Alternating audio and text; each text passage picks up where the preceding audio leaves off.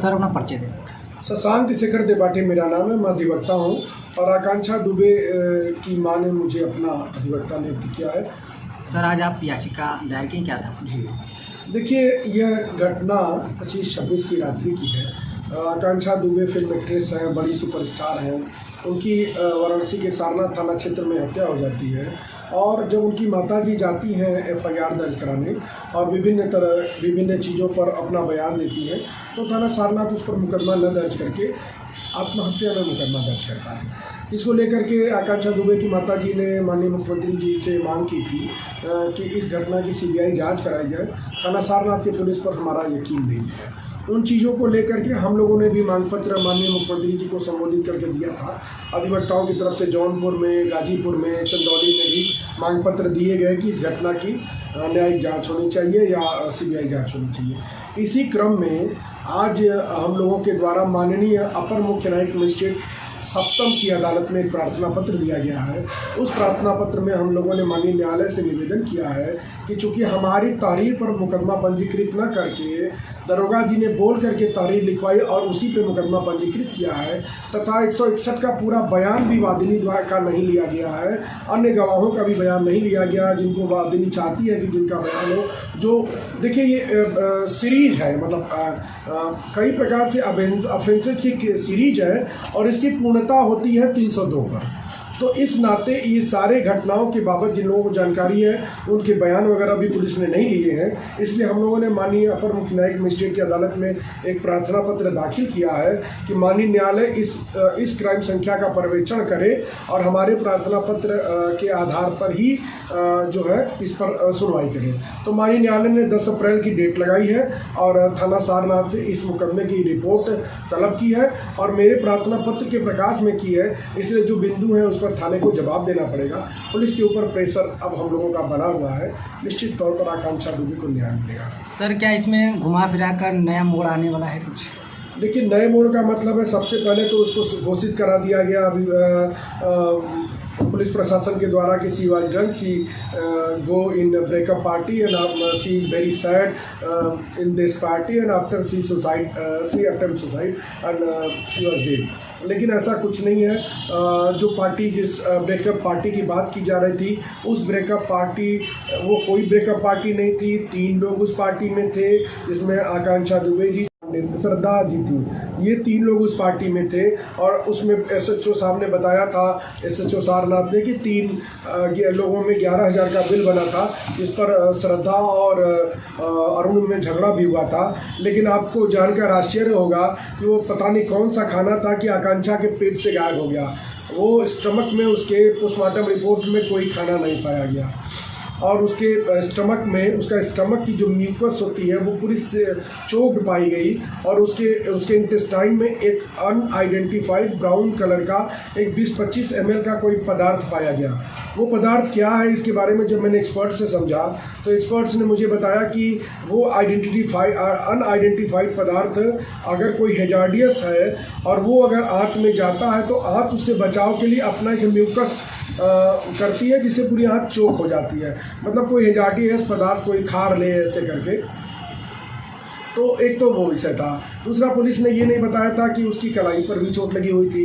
दूसरा, पुलिस ने कहा था शी वाज ड्रंक्ड, तो उसके न तो ब्रीथ स्पेस में स्मेल है अल्कोहल की और न तो स्टमक में अल्कोहल है, तो वो भी थ्योरी फेल हो गई। अच्छा, सबसे महत्वपूर्ण बात मैं आपको बताना चाहूँगा। देखिए, ये जरा सा इस फोटो को आप देखें। ये सबसे पहली फ़ोटो है जब उसको खींची गई और आकांक्षा यहाँ फंदे से लटक रही है।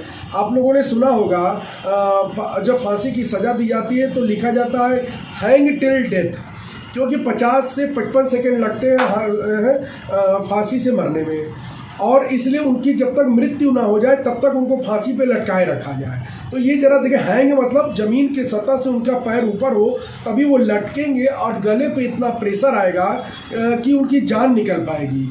तो इनके गले को आप जरा सा देखें, ये सामान्य गट्ठी बंधी हुई है, जो गट्ठी इतना प्रेशर गर्दन पे क्रिएट नहीं कर सकती है जिससे कि श्वास नली पर इतना प्रभाव पड़े और उनकी मृत्यु हो जाए। दूसरा, मैं आपके माध्यम से सम्मानित जनता, इस बेड पर कोई सिलवट नहीं है, कोई सिकन नहीं है, समझ रहे हैं। अगर आप सामान्य रूप से बेड पर बैठते हैं या कोई बैठ के उस पर कोई खड़ा होकर या वैसे करके आत्महत्या कर रहा है, तो जब वो इनर कॉन्शियसनेस में जाता है तो उसकी तंत्रिका तंत्र रिएक्शन करता है, वो प्रतिक्रिया होती है, उसे वो हाथ पैर छटपटाता है, बचने का प्रयास करता है। जैसे आप किसी को भी फांसी पे लटकता हुआ देखेंगे तो आप पाएंगे कि उसका सिर अगर नहीं दिख रहा है तो भी पैर वो हिलाते हुए दिखता है। आप लोगों ने देखा होगा, जैसे गंगा जी में कोई डूबने के लिए मरने के लिए डूबता है तो पहले तो वो नीचे जाता है, लेकिन जब उसके तंत्रिका तंत्र उसको बताते हैं कि वो डूब रहा है तो ऐसे ऐसे करके बचाओ बचाओ चिल्लाने लगता है। तो उन परिस्थितियों में ये बेड वगैरह बिल्कुल ख़राब हो जाना चाहिए था, इसके चादर वगैरह ख़राब हो जाने चाहिए थे।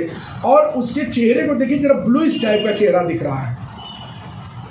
और जब आकांक्षा दुबे होटल से लौट करके महमूदगंज से आई है तो एक वीडियो बनाई है जिसमें वो रो रही है, गले पे हाथ रख के, मुंह पे हाथ रख के रो रही है। तो इन सारी परिस्थितियों में जो भी तथ्यगत परिस्थितियां हैं, और 21 तारीख को 21 मार्च को उसको धमकी भी दी गई थी, तो ये सब परिस्थितियां हत्या की ओर इशारा करती हैं। पुलिस चूँकि आकांक्षा दुबे की माताजी की बात नहीं सुन रही थी, इसीलिए हम लोगों ने CBI जांच की मांग की। हम लोगों ने माननीय न्यायालय से पर्यवेक्षण करने के लिए निवेदन किया है, और आकांक्षा दुबे की माताजी का पूरा बयान भी नहीं हुआ है, जिसमें वो बयान देना चाहती हैं। वो 161 का बयान भी उनका विवेचक महोदय ने अभी पूरा नहीं लिया है। इस नाते हम लोग माननीय न्यायालय से चाहते थे कि माननीय न्यायालय इसका परीक्षण करे। हम लोगों ने प्रार्थना पत्र दिया है, माननीय न्यायालय ने स्वीकार किया है, और अब माननीय न्यायालय इसका पर्यवेक्षण करेगी।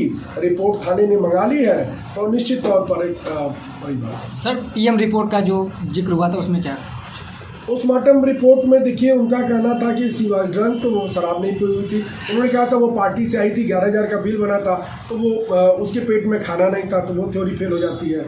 और इस तरह से कोई मृत्यु नहीं हो सकती है, ये विषय है। तो यही है, न तो मृत्यु का कोई कहा है, क्योंकि एक बयान आया था कि वो बहुत दुखी थी जब ब्रेकअप पार्टी से लौट रही थी, तो और इसीलिए उसने सुसाइड अटेम्प्ट कर लिया, सुसाइड कर लिया। तो भैया वो कोई ब्रेकअप पार्टी थी ही नहीं ना, 3 लोग उस पार्टी में थे। जबकि जैसे मान लीजिए कोई विदाई समारोह है, तो विदाई जिसकी होगी वो तो उस पार्टी में रहेगा। किसका ब्रेकअप, किसके साथ ब्रेकअप, एक हाइपोथेटिकल एक कहानी बनाई गई, और उसके आधार पर अभियुक्त का बयान भी नहीं लिया गया। अभियुक्त के को 41A की नोटिस या उसको वारंट दे के अभी वो आता, या उसकी काउंसिल आते, उसको बताते, उसके तरफ से एविडेंस देते कि नहीं भाई हम हत्या नहीं की है। पुलिस ने उसको क्लीन चिट दे करके हत्या उसने नहीं किया है, उसने ये किया है, उसने ठीक है, उसने दुष्प्रेरण किया है। तो ये अच्छी बात नहीं है। आकांक्षा दुबे की हत्या को मौत कहने का विषय विसरा रिपोर्ट आने के पहले नहीं था, और अभियुक्त के बयान के पहले पुलिस अधिकारियों का बयान नहीं आना चाहिए था कि उसने आत्महत्या की। घटना से पहले जो सोशल मीडिया रो रही थी, गला पकड़ी हुई थी, अपना मुंह पकड़ी हुई थी। तो हम लोग तो उसको देखते हैं कि शायद कोई ऐसी घटना उसके सामने घट रही थी जिससे वो रो रही थी, जिस वजह से वो रो रही थी। आखिर कौन सी घटना उसके सामने थी तो वो रो रही थी। और जब वो ऑनलाइन थी, तो आप लोग ध्यान से उस वीडियो को देखेंगे तो उसमें एक आवाज़ आ रही है, this person is not reachable. तो इसका मतलब है कोई और भी व्यक्ति वहाँ था। वो व्यक्ति कौन था, इसका खुलासा अभी तक पुलिस ने नहीं किया। पुलिस द्वारा लुकआउट नोटिस भी जारी किया है। बिल्कुल, हम लोगों ने जब प्रयास बनाया है तो पुलिस ने लुकआउट नोटिस जारी किया है, और सुनने में आ रहा 25,000 का इनाम भी जारी किया है। यदि पुलिस पहले से इस मामले में सक्रिय होती तो निश्चित तौर पर अभी तक परिणाम कुछ और होता।